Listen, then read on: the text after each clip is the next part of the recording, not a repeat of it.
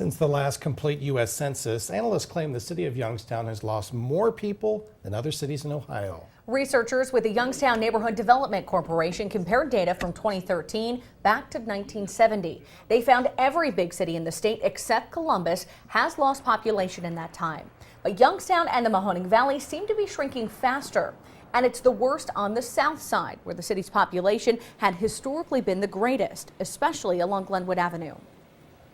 From about the Market Street Bridge to Boardman, from Mill Creek Park to the other end of the south side, there was about 70,000 people that lived within that area. So that's more people than live in the total city of Youngstown today.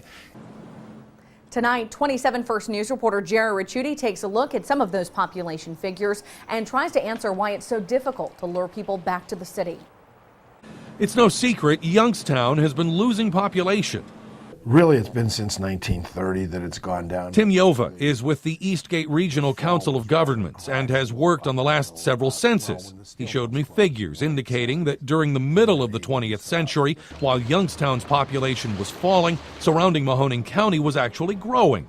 People may have moved from the city to the counties, to the townships, to other smaller cities, villages. All that changed when the steel mills closed in the late 70s and early 80s. Since then, populations for both Youngstown and the county have declined, but the city's numbers have dropped much faster, from roughly 116,000 in 1980 down to last year's estimate of just 65,000. Now, only about a quarter of the county's numbers, and those still here are getting older. Our population in 2010 shifted from when we had more youth than we had aged. In 2010, it's shifted that we have more age than we have youth. While agencies like the Regional Chamber work to reverse the trend of families leaving the valley, local real estate agents admit selling properties in the city is difficult.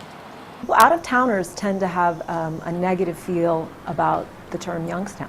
Alicia Kozek with Howard Hanna tells me those looking to move into the area are unsure about living in the city. They're unsure of the school system because there's a lot of negativity out there about the school system, and they're also unsure of the crime in the city because there's a perception. Adding to the problems, a change in state law in 2006 stopping cities like Youngstown from forcing its employees to live inside city limits. We did see a lot of firemen, policemen leaving the city to go into the suburbs when that happened.